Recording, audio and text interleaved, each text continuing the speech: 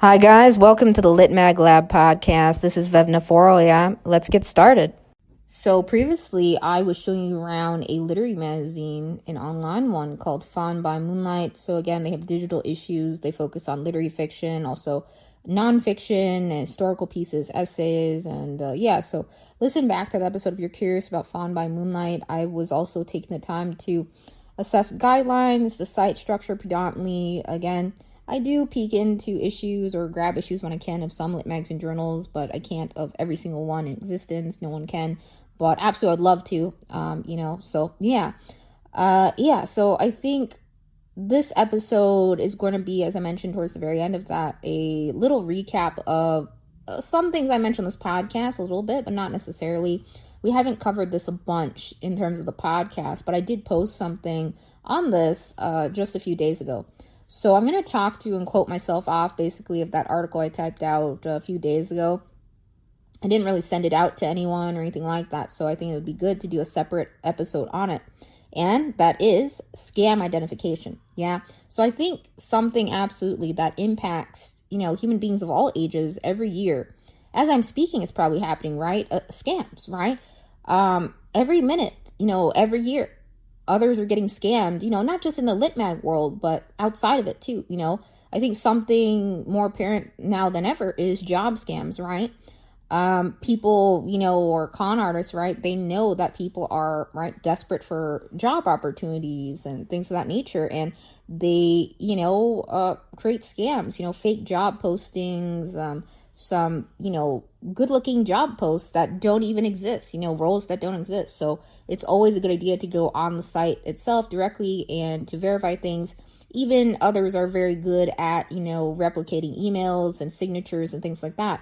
You always want to, verify things directly to the source, not through other channels and stuff. It's can be very, very tough. I've had friends and things of that nature have faced scams, as presented as tests. Even they give you these fake made up tests and they actually try on the back end to capture information or through some software even, or, so they even go as far as, getting on the phone with you, and just doing fake interviews with you and stuff like that. Really nasty stuff. And a lot of people, not just, people that are older in age, a lot of people, grandparents, obviously, I think, I've heard that from time to time over the years, in the IT world, right, getting, conned a lot and scammed, but I think it happens to even people of all ages, nowadays, especially because of advancing technology. And so I want to, take the time to cover this because, myself, I've been impersonated by others trying to even, do scams around my volunteer staff and others and, contacts and LinkedIn. So always, never, reply to fishy emails or weird things like that at all. Whenever you're submitting to a lit mag or journal in general, right, you should go straight to the source, to their site, read how they intake submissions and everything. Because a lot of lit magazine journals, not all, but a lot of them do have submission management systems that they strictly use, and they don't use anything else besides that, right? So just be mindful about that.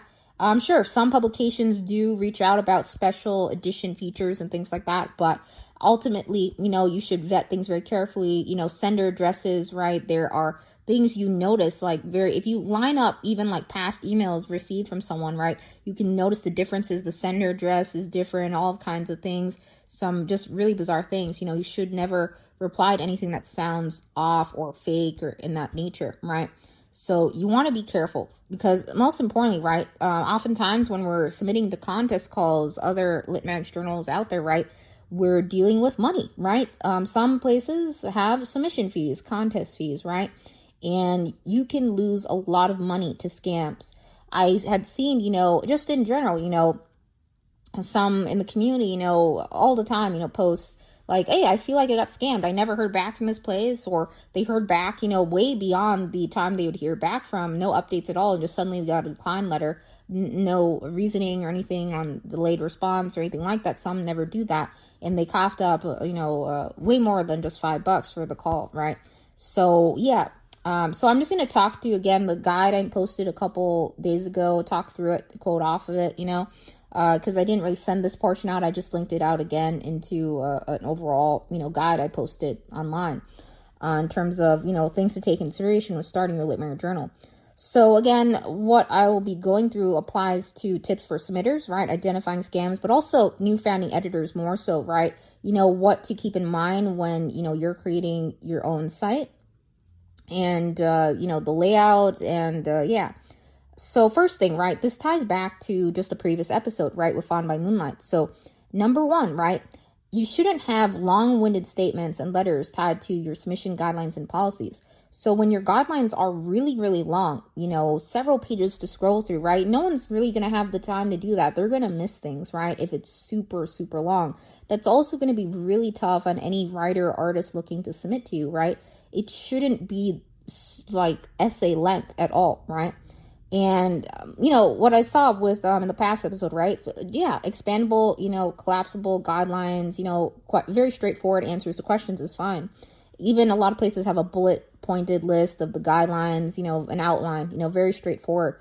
But when you start to tack on other letters, reasoning and statements or other things that may cause confusion, right? So just be straight to the point, you don't want to be too short. You don't be vague in detail. You want to be thorough, but, as I mentioned in that article, and a lot of people have heard this saying, right? Keep it short and sweet. And yeah, so chapbook, manuscript, and contest guidelines, yeah, those typically are on the longer side because they have a little bit more to them, and that's okay. Also some places like Duotrope, their team, right, when they go to verify, a Lit Mag or journal status or to check out, they have, rounds they make on Lit Mags and journals throughout the year. They want to see visibly your guidelines, your contest calls and things like that, so they can make sure their pages are updated when they go do their checks. And yeah, it can also, just be a good idea to do that in general, regardless if you're listed on Duotrope or not. You want to be very thorough. For anyone stopping by, they should be able to quickly find their guidelines, where to submit, very straight away again. And yeah, so I, again, really like collapsible guidelines. I haven't done that myself yet, but, if everything's centrally on a page and they're scrolling through, that's fine, I guess. But you don't want to make the guidelines super, super long. And yeah, it's great to have a submission management system. As I mentioned this podcast, a couple different ones, because you can input reminders on the call buckets, reiterate things in the guidelines. And sure, some submitters just zip by that and they just click through and submit whatever. But I think it helps to still do that, yeah.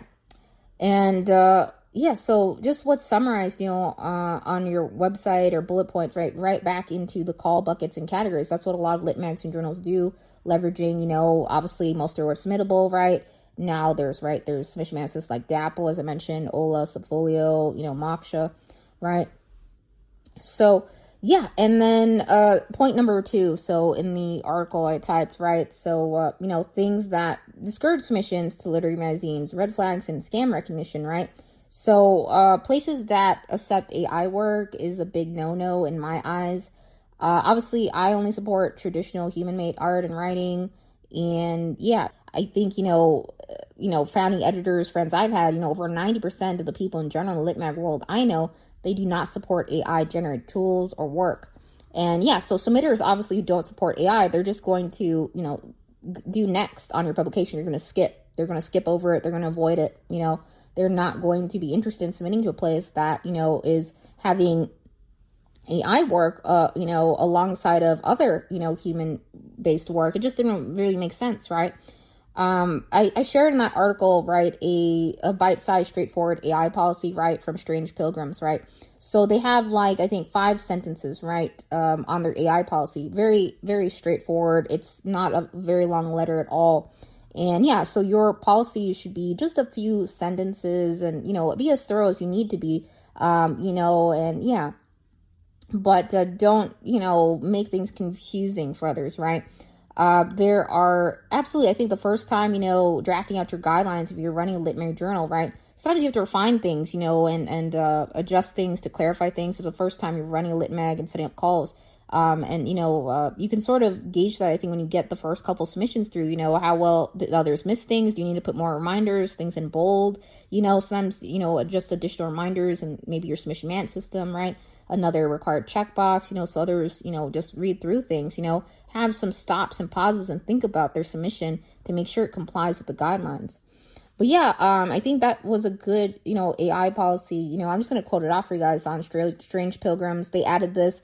This was not at the time when, I had mentioned them on, right, the founders of Only Poems, right, created Strange Pilgrims, but this wasn't up at the time, their AI policy, and it is now, So they state they do not publish AI-generated stories or essays. Writing is an act of imagination, research, and memory. One mind reaching for another. Artists hold the pulse of the human condition in a way machines never will. They catch what algorithms miss, the contradictions, hesitations, tiny human errors that turn into revelation. An artist's work carries the weight of lived time, of memory and forgetting, grief and joy that can't be squeezed into a template. For that reason, they only publish work written by humans. They're utterly uninterested in outsourcing imagination. Literature has always been a conversation between people across time and place, and they intend to keep it that way. So I really love that what Strange Pilgrims has. Check out their publication, by the way. That is a Substack-based publication, but they have a domain, instead linked up to their Substack, right? So, yeah, very cool publication. And yeah, I think that's a good example of a very straightforward, strict AI policy. You can be as short as like, no, we don't accept, AI work, right? You can be like as straightforward like that. But I think it's nice to have, that it's somewhere on your site. You got to nowadays, because AI is everywhere, guys, and it's hard, for a lot of publications to catch that, but absolutely necessary to have that policy in place, because, a lot of writers, are probably going to wonder about that, or some just stopping their site may try to, find loopholes in your guidelines or things if it's too short, too long. So you want to have that balance, right, in your guidelines. Now, this third point, right, I totally ran into this a couple days ago too. There was a lit mag. I'm not going to name it on this podcast yet, because I may do an upcoming episode. I'm not sure yet, somewhere down the road on it. I don't know yet. But there was a publication that stated essentially they had no guidelines. And that's not really true, and that's not good to have, because that's probably going to welcome a free-for-all approach, as I said in the article, right? It may completely overwhelm, a reading team or yourself in terms of volume. I think it's pretty obvious that every publication does actually have things they specifically look for, right? Most editors have things, subject matter they like and don't like to see, right? For example, on this podcast, we covered, right, generic cliche rhymes, things that are rather, obvious, not creative, right? So, it's important to obviously indicate length requirements, whether or not cover letters are required, if identifying info is permitted or, concealed in the review process, or if they need to worry about, their cover letter putting, whether or not to put identifying information or not in the submission they have. What's the word count? What are the line limits? How many poems can they submit at a time? How many, essay pieces or short stories, right? How often can they submit after an acceptance? Are international submissions permitted? So I think it's important to, before you start your own Lit Mag journal, right, you have to interact, right, with some Lit Mag journals out there, get some submitter experience under your belt.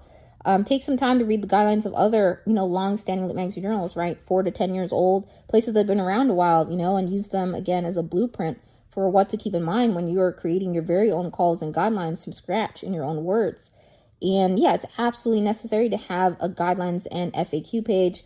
Otherwise, submitters are probably going to struggle or just submit whatever, right? And it helps to minimize repeat questions in your inbox. So never say you have no guidelines. That I think you absolutely should be specific, right? Every publication is looking for certain things, right? They're not just publishing whatever or whenever, It's important to be very clear on that. So I don't like seeing things like that from publications that state they have no guidelines. And yeah, even if you go back and read issues or things they published in the past, you probably could pick up on patterns or themes or subject matter that a publication maybe is, publishing too. So yeah.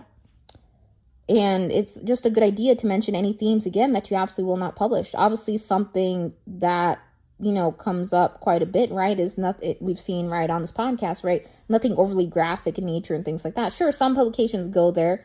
They focus more so on topics tied to that. But, I think something that I did mention in this article too is that some submitters absolutely are not really, into, some aren't at all, really overly graphic content, things that are really erotic in nature or, sexual and things like that, right?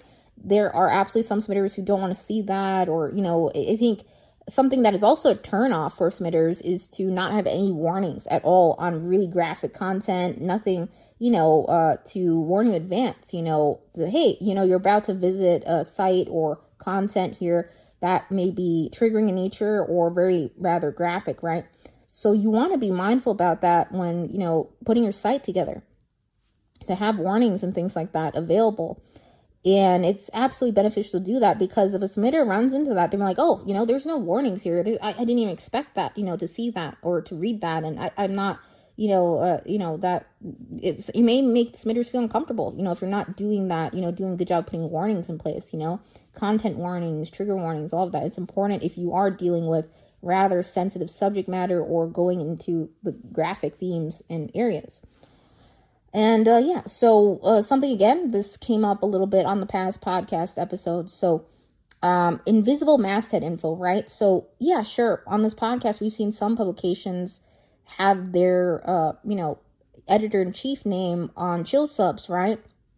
Or their staff names there, but maybe not at all on the website, and maybe it's in the issues and elsewhere, but not on the website at all. So, again, invisible masthead info, no names of who's running it or where it's located.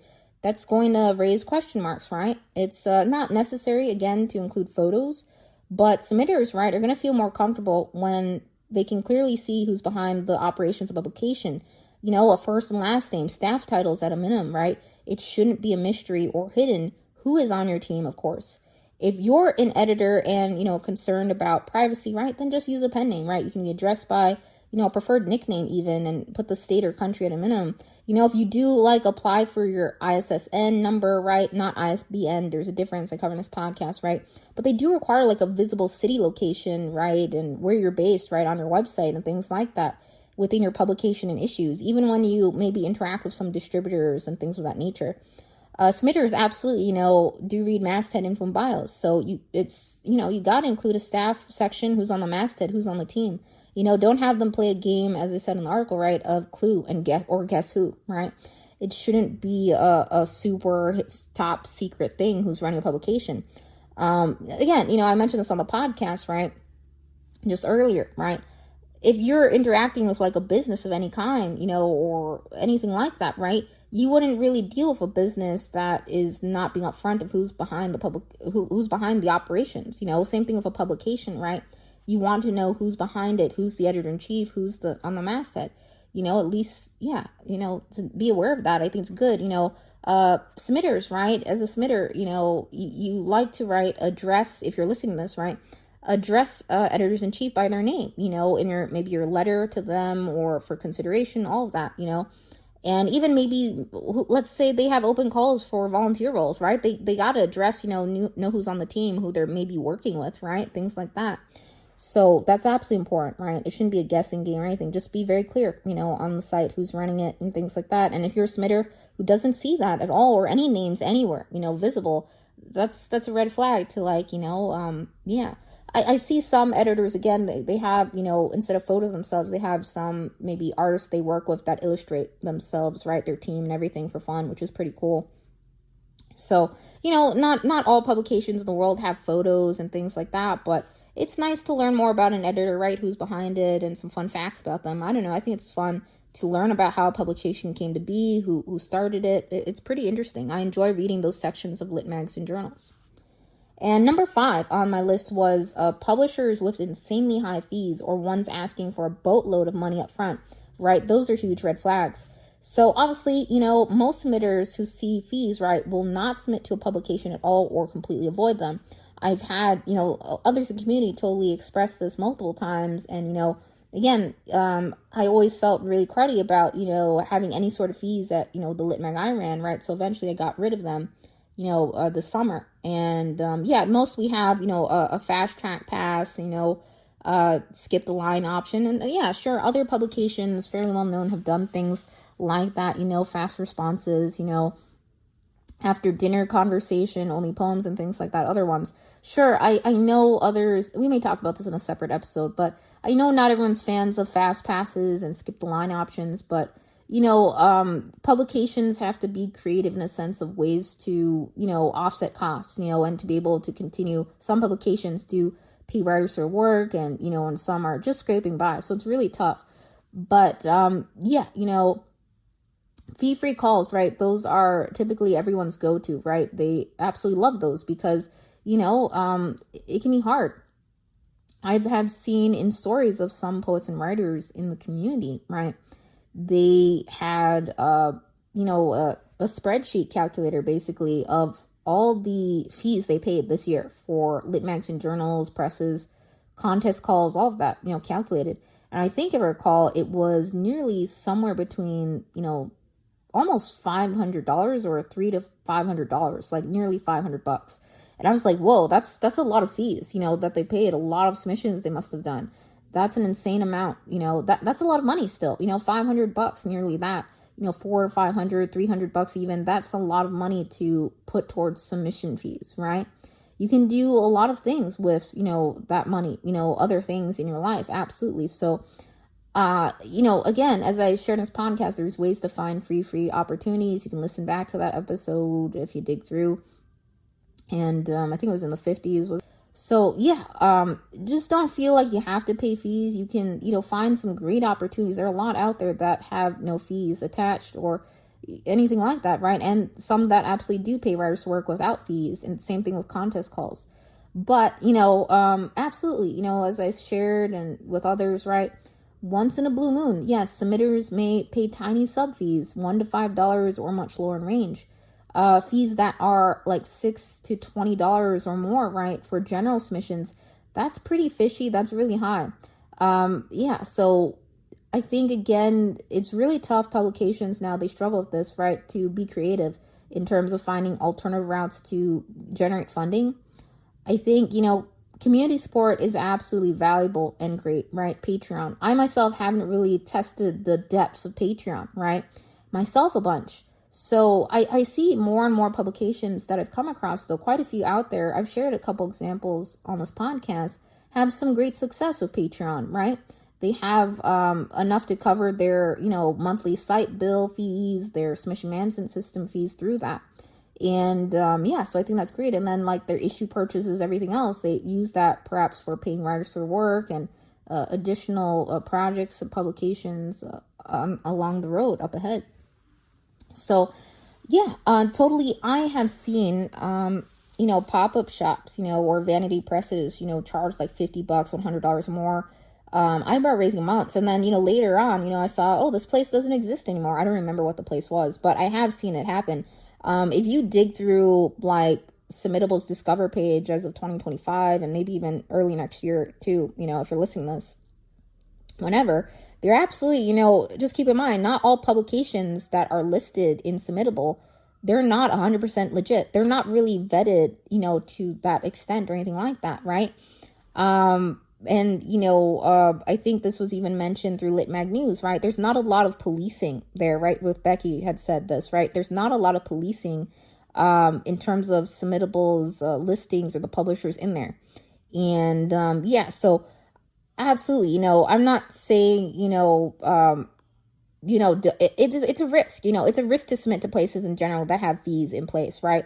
I think, $1 to $5, that's not too bad, right? That's pretty reasonable if a place does absolutely need to have a fee and they justify the reasons why, share maybe what it goes towards. Some have cost breakdowns, pretty detailed on where the funds are going and how much their expenses are, which I think is great to see transparency. But yeah, contests in the lit mag world, presses, even stuff like that. The fees tend to be $18, $20 or more. I've seen that's typical because those, there's typically like a large cash award, sometimes several $1,000s tied to that, right? And I'm sure you were aware right on this podcast, elsewhere, I think Lit Mag News covered that new contest calculator that Chill Subs has, that tool. So it's pretty insightful, right? And even, with some of those contests I've entered, in the past myself, right? With the fee, right? What you get is a 1-year subscription to issues, right? And even you think, I think on the past episode, right, we saw this with Found by Moonlight, right? What they did was have the submission fee, but in the process of that, they're purchasing an issue, right? So they get something out of it, right? They also get, as stated there, right, personalized feedback, whether they get an acceptance or not. So yeah, I think it's hard to, again, be free, but it's absolutely possible because there are, countless examples of lit magazine journals out there, presses even, that have been free for quite some time. I think, some years are absolutely tougher than others. I've seen some publications temporarily implement a very minimal fee under $5. And then they said, eventually we hope to get rid of this as soon as possible. We don't want to have any more fees in place. So yeah, something we had done with Dippity, right, was first time is free. And then second time or more, wasn't, to try again. But eventually got rid of that. And yeah. So yeah, in the summer, with the press, right, the chapbook, there's additional cost there. So I haven't been able to get rid of fees at the Dippity Press or anything like that. But yeah, I think, fees in general, they're a barrier to submitters, right? They're very hard, right, for others. So, really, really try to avoid not implementing any fees, really leverage other things, have bonus content under Substack. I mentioned this in the guide, of how to start a lit mag, right, that I typed out just the other day and shared too. Yeah, so free contests are out there, submission opportunities, right, as a submitter, right, it just makes sense to go for anything that has free in it, right, first, right, we're drawn to that, right, and places that pay, right, fee, free, and pay, right, that's, right, as I mentioned in this podcast, the cherry on the top, right, yeah. So, icing on the cake, or sorry, I have food analogies or references times. Okay, so, number 6, yeah, so this is very serious too. I think something we oftentimes see in submittable, right? Bad tip structures, right? Tips should never be required for submitters. They should be optional, right? After one submits or before. Do not require tips or donations. Do not do that. That's just, any place that does that, right? Do not submit to them. Really, I wouldn't do that at all because that's not even a submission fee. That's like saying, we're requiring you to tip us. That doesn't make sense, right? We're requiring you to donate to us before you can submit. That's not good structure to have, so that's a bad tip structure that shouldn't even exist. But that totally, I've shared some examples, in the submittable episode of that, where there are things like that others have done. So yeah, that's always a red flag. And then, yeah, I mentioned this earlier a little bit. So, a needle in a haystack submit work button, right?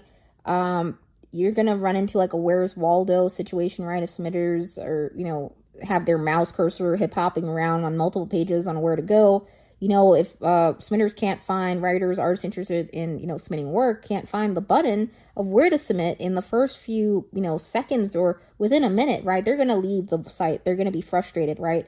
It's okay, right, to direct them to a submission management system, the landing calls page. But, if you ever run into anything where it's taking you to a bunch of bizarre places, other pages, irrelevant, suspicious pages, things like that, right? Back-to-back pop-ups, flood of strange advertisements, inappropriate products, right? That's really, a glaring thing, Sure, some lit magazine journals, they do have ad placements on their site. That's okay, But I think anytime you're flooded with a bunch of things like that, or it's directing you here, directing you there, that's like a bit too much. It should be a straightforward, 1 to 2 clicks, at most to find things very, very quick, right? In terms of where to go, to submit your work, to partake, to read the call guidelines, and to get going, right? And yeah, so I think it's important to also recognize just because a publication has a website, that doesn't automatically mean it's legit. That doesn't mean it's reputable. There are places out there with fake 5-star glowing reviews littered on the site, and machine-generated work posted, a bunch of AI-generated, content, spun-up covers. There are fake publishing houses out there or con artists, scammers that go on for quite some time, made-up names, impersonators, There are ways to identify whether something is AI or not, tools out there. And I think some others have even made some rather cool artistic community, that traditional artists have gone as far as creating guides or doing lessons in their stories even for others. I've seen from time to time Is this AI, guys? Is this not AI? Tell me what you think, and we'll reveal the answer, and they point out things you notice and can identify, oh yes, this is what makes it AI, right? If you pick up on the smallest details, it can be really, really hard to do that. But obviously tools that, analyze plagiarism, AI, or, things of that nature, fraudulent content, they're not 100% perfect to really identify that, things like that. But it's hard, to do with your eyes alone. No tool, again, is 100% accurate, and yeah, it's hard for human beings to really identify that, but it's possible in some cases with, like, especially artwork and photography, right? So I'm not saying it's not possible for a lit mag or journal to have nothing but, 5-star reviews or positive experiences across the board. But I think when you're a submitter, right, take a look at the publication, published pieces, writers, and, artists. I think it's a good sign when you see, submitters that had accepted work, like, and they have their social media handle maybe there, visible. Let's say you check out their website, their social media page, and they're like, yeah, they shared this was the published piece they had. They went down all their channels. They shared that out. It actually happened. That actually happened. They had a published piece accepted. They actually exist, right? These submitters, everyone on the publication, it's legit. Chill Subs does have that good rating overview section, right, on their overview page, the rating feature.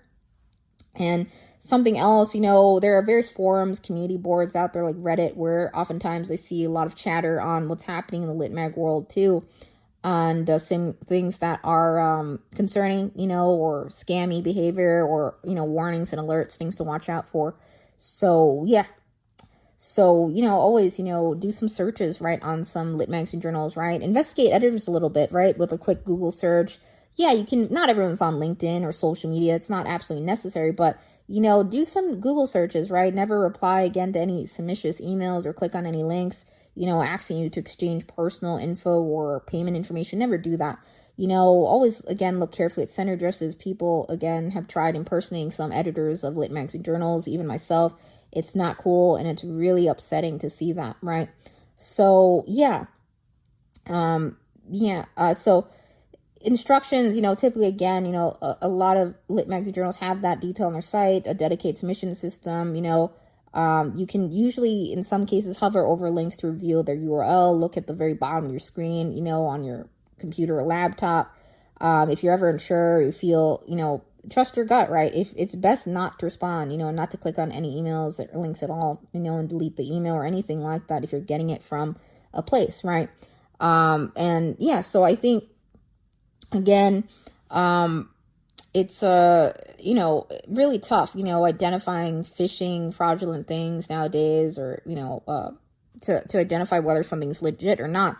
But again, absolutely, again, as I come to this podcast, there are ways to really, isolate that and really narrow that down and say, yes, this is a legit publication, So, yeah, I think something else that is a turnoff, not necessarily a scam, but a turnoff more so, is that you're seeing everything is paywalled or running into, everything that's published, requiring a subscription for access, right?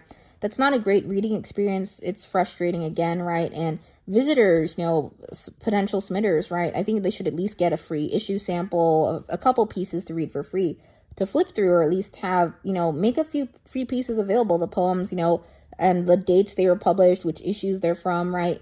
Always good to see. I think even with nomination events, it becomes tricky when you have everything paywalled, because they want to, like for Best of the Net, for instance, right, be able to access the live publication stuff. When you have things have paywalled, right, you have to do other things to make sure they can access the publication, I think, right? So, yeah, it should always, I think, in terms of publications, whether they're online, print, or both, I think, or just solely print, right? I think it's always a good idea to, give samples from back issues, to post them online. When were they published, which issue it's from, share examples of what is being looked for, right? What has been published in the past. And it helps, future submitters. Absolutely. There are some examples I put in the article, right, that I typed out, right? With 32 poems, there's an episode I covered on this podcast with them, right? So, just in their issues section, right, what they do, right, they have a list of all the pieces and the writers or who it was featured or appeared and published in it, right? And then they have at least one to two pieces, just a couple pieces, 2, 3 sometimes, I think, right, where it is public and it's free to read those pieces, right? And then all the others, are available to read in, the issue, right? The print issue. And yeah, so I think that's a good example of having a few pieces, available to read for free, and then the others aren't, right? That's okay, And yeah, I just don't like seeing everything paywalled or no free issue samples or anything like that. So yeah, publishers, so I think that are constantly reaching out aggressively to you and stating they are short on work, but they have like fees implemented, not necessarily always hefty, but just fees in general, like even like $2, $5, or asking, hey, submit to us, we have this call open, right? It's it can be kind of again a turnoff when others do that. And sure, there are genuine, again, publications that have minimal fees, right? $1 to $5 or so, $2 to $5, things like that. But and they use those fees to cover expenses, pay writers to work, and yeah. But I think the thing I don't like about Submittable has this feature, right? It was kind of alarming to me. I was like, what? Wait, why am I getting this message? I wasn't going to submit to this place. And they were like basically saying, submit to us, you have a draft. And then you go and check out, they have this weird bad tip structure. It's not really a tip. They're requiring a tip, right? And it's really messed up, right?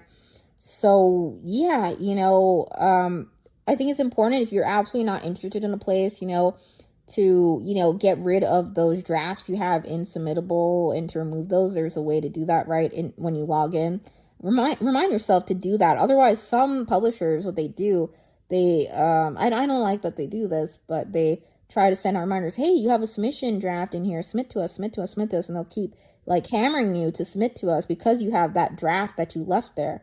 And it's not necessarily something that's, automatically turned on and submittable. Rather, they're actually, I think, manually going in there and like reminding you to submit, reminding you, or telling you, check out this draft, submit to us, we want your work.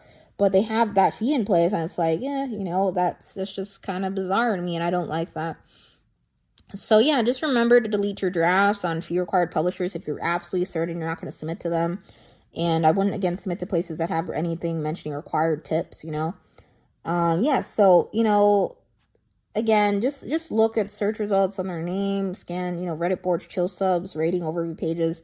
There's even reviews on the Better Business Bureau. I've seen some lit mags and presses have reviews even on Yelp, totally, because they had trouble getting a hold of the, founding editor or the head of the publication. And they weren't getting anything, in terms of delivery in the mail or anything like that. They just couldn't get a hold of anyone. So they started reviewing on other channels, yeah, so, Lit Mag News is a great resource too, which Becky runs, right? You see a lot of great comments and feedback from others in the community in that. I think it's so important to be, aware of what's happening in the community and, community-driven alerts and awareness, right? I think is really important. Staying in the loop on things. I think CLMP, right, the Community of Literary Magazines and Presses, also does a good job of sharing things, through their channels, other editors, exchanging things that are happening on their end, things they're noticing, patterns even. So yeah, or just flagging, not so much, scammy behavior, but more so, submitters who maybe are spamming, right? Spamming lit mags and journals and presses, or submitting a lot of plagiarized work or AI content, or just harassing lit mags and journals, or, rather, nasty behavior, things like that. So it's good to be aware of that. I think the CLMP membership is valuable, and, subscribing to, there are a lot of great channels out there, even some founding editors run, that share their experiences running a lit mag and journal, aside from, this one that I do, right? The Lit Mag Lab, and there's Lit Mag News, several other ones out there if you do some searching. And also cover the submitter experience too, right? And I think there's Lit Mag Lounge, Lit Mag Love. I miss seeing Lit Mag Lunch. That was one on Tumblr where there would be an issue and the lunch, right? But I think that was really cool to see the issues, the cover art. I don't know, I really liked that series. I thought that was cool. So number 11, guys, we're almost all the way through the list, I promise. But number 11 is too good to be true. So any place that is up front, promising publication, right? a marketing package deal, and more, right? Almost like a car salesman to you, right? Guaranteeing all of this amazing stuff. But, I think there was this movie there, just an example, right? Someone was like guaranteed this car can do everything, right? It's everything you need. It's perfect for you. And then they ended up getting the car and everything broke down and it was complete rubbish, right? So, too good to be true situations happen in the publication world. Others are guaranteeing to do all of these things for you if you just cough up some money, right? And yeah, that's a red flag, right? You shouldn't have to cough up a bunch of money, several $100s or anything close to that to, in terms of submissions and things like that, or anyone asking for rather personal details about you and information. You should not give that out. Submission management systems, right, out there, right, at most they take, your preferred, email address, right, your maybe a physical address, because, Lit Mag founding editors, right, if you do get an acceptance, right, they like to be able, some of them do provide contributor copies. They send them in the mail out to you. And sometimes they even send some thank you cards, things like that. Totally, that happens. And I think even, with nomination events, right, the submission management systems, right, are good because they keep records of that, contact information to, to complete those nomination events. Some of those you have to reach out to, follow the instructions of the event and make the writer or artist aware that they were nominated in some way or form, right? And make sure they know they were nominated, or sometimes you have to get their permission and say, yes, I'm okay with being nominated for this event, things like that. So yeah, but again, your submission, right, should typically undergo rounds of review or be reviewed by the, editor. If it's a solo run publication, team rounds of review are great for fair consideration. You shouldn't have to, pay chunks of money up front, to become published at all, right? So don't feel the need to, don't feel pressured to do that. It's not necessary to do that. And so too good to be true. That's something you want to be very cautious about. Number 12, so complicated terms and conditions and privacy policies or third-party organizations mentioned with no clear names behind them either. We discussed this on the podcast a bit of time and, past discussions on Lit Mag News, right? I think tied back to, right, some other publications a couple episodes back, if you listen through. It's important to pay attention to terms and conditions and privacy policies. I think nowadays, still a lot of submitters, they zip past that stuff. It's at the very, very bottom of pages and websites, sure, some lit mags and journals do a good job of having things like agreement checkboxes and things like that of that nature. But if you take the time to read through some of those terms and conditions and privacy policies, they're not 100% identical across the board of every, lit mag journal press. Not everyone has them, but I think it's very important to have one, especially when you're working with you have a different bunch of services, submission management systems have privacy policies, different platforms have privacy policies. Any system or software using, has, some sort of terms, conditions, policies around it. So it's important to read a lit mag journal that has any policies or things like that, because sometimes there's things in there that you miss and you're like, and they may come back later and say, oh, this was in our terms and privacies and our conditions, but you didn't read it, did you? So you want to be very cautious about that. I'm sure, sometimes you gradually get emails about some companies' terms of services or privacies or software use changing, or what they've updated. I think it's important to read those updates, the changes they're making, because it impacts you, so just read that carefully before engaging with a publication further. Sure. Honestly, again, most I've come across, they do have similar wording, but not all sections, not all are identical. So you want to be mindful of the very, very bottom of the website where you see any places that have terms and conditions and privacy policies or any other third-party names and, how they're involved and stuff, right? Again, because, you're dealing with your data a little bit, right? When you're submitting lit mags and journals, right? They have your name, your information, maybe your email address, maybe a physical address. Some submitters prefer to use just a PO box or something, but yeah, you want to be cautious about that. You want to stay safe, and stuff like that. There are absolutely some really dangerous, things happening in the world constantly, and scam artists, con artists that are very nasty. And, there are villains out there, evil doers. So as I say, so you want to just take safe precautions, and yeah. Number 13 on my list. So Conga line of King Kong grammatical errors. So this is more, again, of a turn-off thing. When a submitter sees a ton of errors or huge hiccups in guidelines, paragraphs across the site, that can be a turn-off. They're probably like, this publication isn't professional. They have so many errors in their guidelines and typos. It's like, it's almost like, in the game of soccer, right? If someone gets a yellow card or a red card, right? At some point in time, you keep seeing these things, these errors on the site, and you keep giving, you get a yellow card, another card, right? A red card then, and you're like, nope, I'm out of here, right? So yeah, we're all human, right? A few typos here and there. I even caught typos after, creating some guidelines or putting things together, even on my own site from time to time. It happens, we're human, some minor typos are okay, and correcting them at a later point, but it's really hard to understand and grasp things or really have a great experience on a publication if every line or nearly every single thing in the guidelines, has an error in it, even, published pieces, right? And things like that. Sure, we've all made mistakes now and then. I admit, right, when I started my Lit Me journal, I had quite a few hiccups on my end, right, putting together some of the print issues, but I refined it a little bit. I relaunched things, or those issues particularly, and we're doing technically another overhaul, different direction with the publication I'm running a little bit. But back then I was going through a lot of physical things, trauma and stuff, so it was really hard for me to really do things how I used to be able to do at the time. So it led to more errors on my part, but I did the best I could, and I was really proud of myself considering how much physical pain I was in at the time.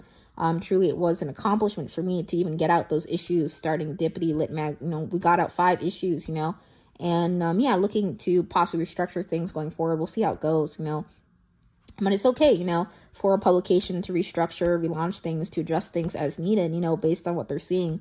You want to have a publication grow over time. If you ever see things, going backwards or not growing, right, you can make adjustments to your publication. A lot of magazines in the world in general have done reboots, relaunches, or changed things a little bit. Not drastically, but a little bit. Maybe the look and style, maybe the focus, or how long the issues are, and consistency, right? Things like that.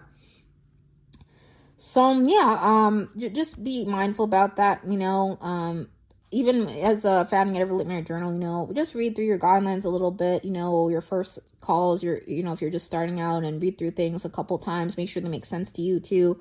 Maybe even have a friend or a loved one read through and say like, yeah, this makes sense to me. If I were to submit to you, that is clear, right?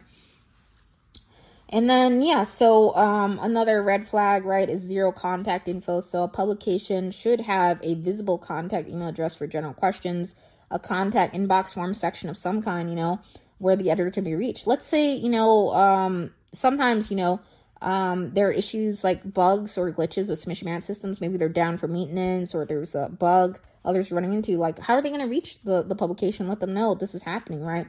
Can they send you a message on social media? Where should they go to inform you or message you or reach out? Discord channel, right? So in most cases, right, on this podcast, we've seen places have a contact form inbox section, right, which is really nice, or just a general question email address separate from where submissions go through. I think when you have one email address for everything, questions and other things can get mixed in a bundle, and it can be hard to really separate those out from submissions. So I like having separate things, for general questions, right, or separate place for that. Now, number 15, right, we're almost done. We're on the second to last point on my list. So having constantly outdated or mismatched information can be, again, detrimental to a publication's success. It's essential to update a LitMag site regularly, right? Ensure that your calls in the submission management system, right, align with what's on your site or stated elsewhere, even out on, chill subs or duotrope. You want to make sure those are, matching what you have, because sometimes there could be errors there, right? The chill subs editors, right, can maintain that, but duotrope, right, their team maintains that, helps verify things off the site. For the most part, they've always been very great at that, but sometimes you need to say, hey, we just changed this needs to be updated right away. Maybe you eliminated fees and you got to get rid of that you have fees, right? Maybe you dissolve fees for a call, or are able to pay writers to work, and you want to share that. You want to make sure that's updated in every place you're listed, right? And So mismatched information is going to cause confusion for others. And some things I've seen on publications, even new ones starting out or even, a couple years old, but they're active and open, they have some broken links. They have things that take you out to error 404 pages, right? Things that no longer exist. And you're like, oh, but I wanted to read this issue. Where is it? So you want to make sure, regularly access sections like the FAQ pages, any links there, submit work, issue samples, published pieces, sample, of the past, back issues are all accessible, that things are working, right? You want to do checks, across the year. Anytime you open new calls, create new ones or, old ones or windows closed, just make sure, after issue releases, everything's updated, and yeah. So others will know like, hey, yeah, this is their most recent issue. This is, their most recent published piece. And yeah, this is looks like a publication that is right active, right? It indicates that, right? So I've seen some things on this podcast I think we shared, right? There were much older calls, right, at the top of the page versus at the bottom where we saw there were more recent calls, which was confusing. So submitters will move on if the publication looks like it's been abandoned or mistaken on hiatus if much older calls are visible first to them, like from the previous year or two back, right? So just be mindful about that. And lastly, point number 16, super pricey issues, right? So are the print or digital issues, right, reasonably priced? If not, right, contributors are probably not going to be able to partake or they'll look away because, it's not affordable, right? That's not going to be, right, easy for contributors to pick up or their friends and family, even if they want to buy issues, right? You don't want to have super pricey issues or anything like that. That's also alarming, I think. Yeah, unless, the contributor copies are free or they're discounted copies provided, or maybe there's a digital copy provided and with the option of print, right? To be a CLMP membership, right, part of that, right, you have to absolutely give discounted issues at least, right, if you're not able to physically mail out issues and things like that.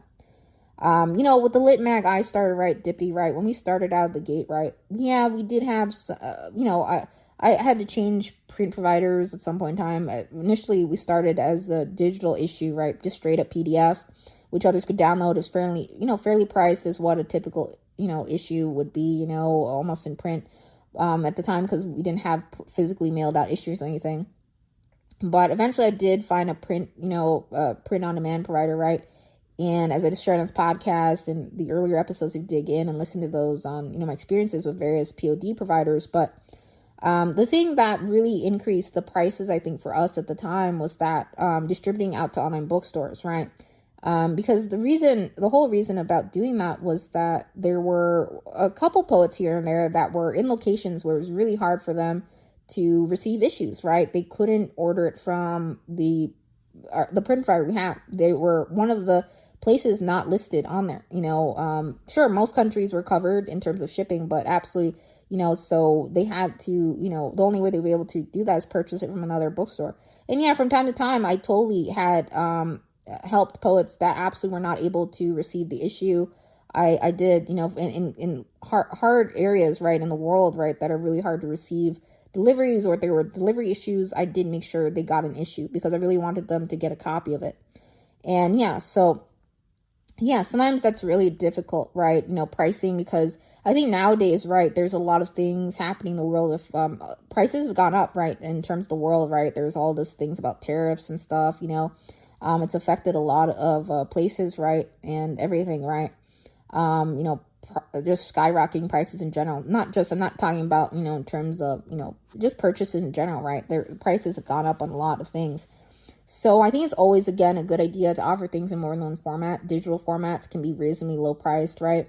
And then others can always pick up, a print copy if they want, but I think absolutely contributors should either get, a free copy or they should get a deeply discounted copy, right? Provided, right? So yeah.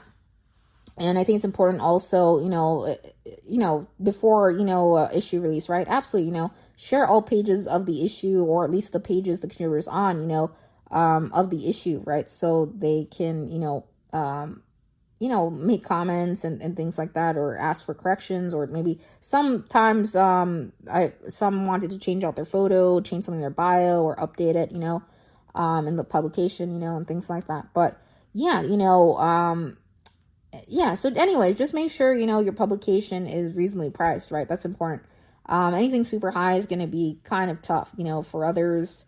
Some places eventually that, we distributed to with my lit mag journal, right? Like eventually they did, automatic discounts on them over time. We don't have control over those discounts that they do in the shops, right? So, from time to time, as the, issue ages, right, they do price cuts or discounts from time to time, which is nice to see. Like the price gets cut in half even sometimes, over time, which is cool. But, always a good idea, again, to provide, samples of past issues, to have maybe one free issue available at least where others can see that example, or pieces published online even, I like seeing publications have a mix of, print and online available to read, for free, just samples here and there, or some publication completely free to read, and then others always have the option of picking up print too. There's a lot of different ways you can go about it, but just be mindful about that again, so just wanted to cover things to take in consideration, red flags, things that are turnoffs for submitters, and also things founding editors should keep in mind if you're going to start your lit mag journal to be mindful of. Just take time, creating your guidelines, your FAQ page, a lot of times, as I stated, in the guide, how to start a lit mag too. And I'll drop a link to this article too, and the red flag article, in case you prefer reading text off instead of listening to me. So it's just, again, a good idea to, carefully take your time, piecing together your guidelines, your FAQ page, all of that, and you can iron things out, learn on the go, totally, you don't need extensive, 10, 15, 20 years experience, 5, 10, to run a publication or lit mag journal. But I think, absolutely, as I mentioned in the guide and, how to places of this podcast series, right? You're going to make mistakes. That's okay, and it's a learning experience. So just be communicative about anything that comes up, anything that's happened, some things are out of our control, right? In terms of platforms we use, sometimes they change their structures. Sometimes some places dissolve and we have to maybe switch providers, right? Or print providers, or there were times, right, with the lit mag I ran, I shared this on the podcast, right? We had published our issue in print, right?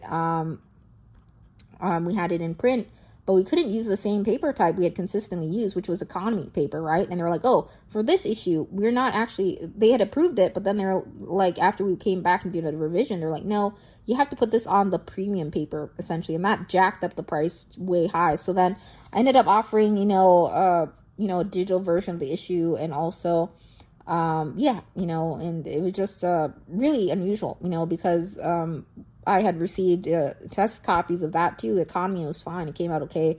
But they were saying, their printer was getting caught on something, in terms of the, certain pages and things like that, where it would stop if it's not, if the printing's not smoothly going out, right? So they said the thicker papers needed. It depends, on, I guess, the issue design. It did vary a little bit from past issues, so it made sense, but it's kind of weird because I thought it looked fine, but things like that can happen, suddenly. So I think it's always good to offer multiple formats available, not just, online, not just print. I think it's good to do print and online, but, there are some publications that have ran nothing but online for a very, very long time. And some places even, discontinued print and just became online publications even, It is more cost you're taking on when you get into print. It doesn't matter if you're doing print on demand or not, there's still, costs associated with, test samples, things like that, revision fees sometimes even.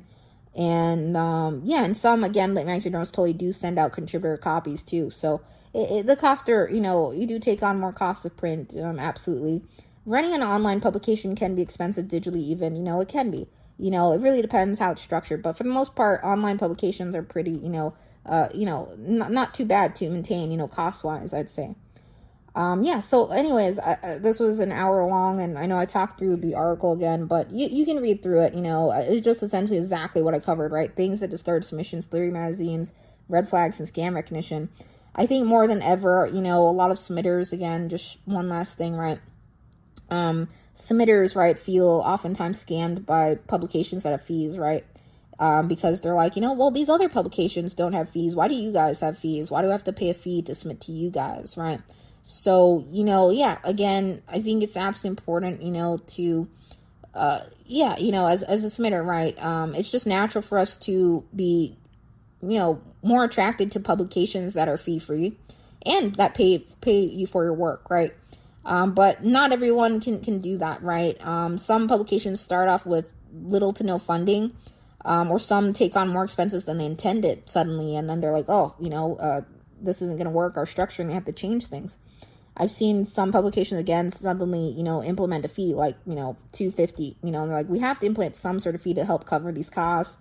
Maybe it's with their submission management system or elsewhere, or maybe, sometimes founding editors, right, they're out of work themselves, or they do, they have a part-time job or a day job, or they do this, but, everyone has bills. It's really hard, literary magazines, publications, whether it's traditional publishing house or not, they have operational expenses, right? And they can add up fast, right?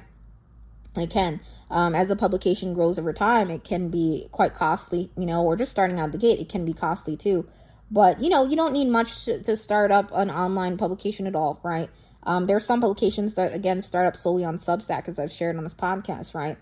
And, or some that just used, as I shared, a website, right? They have a website, nothing else. And yeah, they have, some free issues, too, or digital, they have digital issues they later created, anthologies even, free samples. And some publications have a mix between, again, some paywalled, pieces that are published and some free, so others get a sense of what the publication is about, and a feel for what they publish.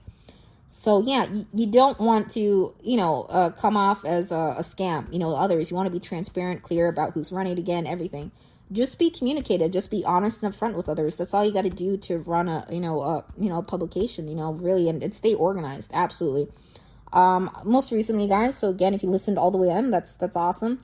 Again, I put together a guide, starting a literary magazine, in the 21st century.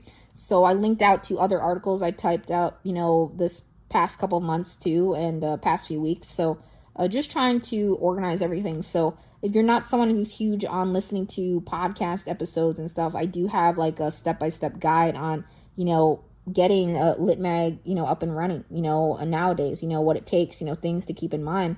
And yeah, it's just a pretty straightforward guide summary, essentially of all the things to think of, or the things that came to my mind, and where to get more help if you need be. So, 12 steps essentially I put together, and some additional notes and things like that. So check it out. Again, if you're looking for more guides, more articles, you're not huge on audio podcasts or listening to them, or you want to refer back to some things I mentioned on starting Lit Mag Journal, totally, hop into the litmaglab.substack.com. Tongue-tied there a little bit today. The litmaglab.substack.com. There's no the on the Substack. And I will share those articles out elsewhere too, not just there. As many places possible, I think, one day as well. So yeah, stop over and take a look at that. I'm working a couple other projects tied to this, just trying to share as much information possible. Again, I'm not an expert on everything, but I just try to share things I come across, what I'm aware of, share my epic fails with you guys too, things I learned from. And we have more, actually, some Q&As coming up on the way with founders of submission management systems, quite a few actually. So I think you guys will enjoy those. Again, check out the ones that have been done thus far. Check out some of the tip articles I've been creating, some of the guides. Just trying to create some helpful resources that I know I didn't have when I started my Lit Mag or journal, that I would have liked to see and that would have been really beneficial to know from the get-go, I think it's good to plan in ahead, with your Lit Mag Journal or your launch of it to, get as much information possible, rather than, run into something later on and be like, oh, I didn't know this. I didn't know this. And now you have to, it's hard, but anyways, again, as I mentioned in that guide, starting a Hitchhiker's Guide to Starting a Lit Mag, right, in the 21st century, again, you'll have good days, bad days, you'll make mistakes, and you'll absolutely learn from. So, I'm just trying to share, things to look out for, on this episode, not just as a founding editor when you're putting together your site, but also as a submitter, right? Scams impact us every single year. Again, even outside the Lit Mag world, right? I think one of the most common ones that is, even as I'm speaking, probably is happening to someone, unfortunately, in the world, a job scam, right? And it's really heartbreaking, right, that people do those things and they're just really money hungry and rather evil and nasty, right? It's just really heartbreaking. There are some really tragic events that happen tied to things like that. So you want to be careful, and again, don't feel the need as a submitter, right, to cough up money. Absolutely. I think, there are a lot of really great fee-free publications out there. And sometimes it's fun to enter contests now and then, totally. I've done that myself when I started submitting to places myself. I don't submit as much anymore, maybe just for fun once in a time and so now and then. But when I started, I really was, I lost quite a bit of money, I would say, totally submitting to places myself. And I just wanted to keep trying and try and submit. I was just trying, the first year. But it was a learning experience, and I got a sense of few of the decline letters, the various interactions with founding editors, and, the kickback messages, their guidelines, their calls, the structures of them.